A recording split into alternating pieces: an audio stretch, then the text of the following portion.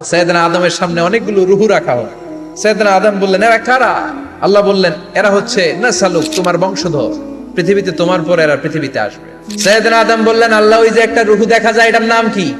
আল্লাহ বললেন, হাদা ইবনুকা দাউদ, এটা তোমার ছেলে দাউদ, সে দুনিয়াতে নবী হয়ে আসবে, তার ছেলে সুলাইমান নবী হয়ে আসবে।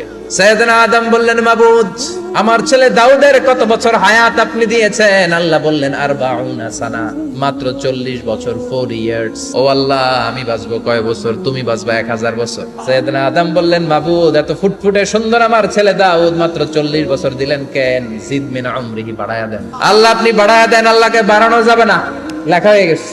সাইয়েদনা আদম বললেন, মাবুদ, আমার 1000 বছর কেন দিলেন?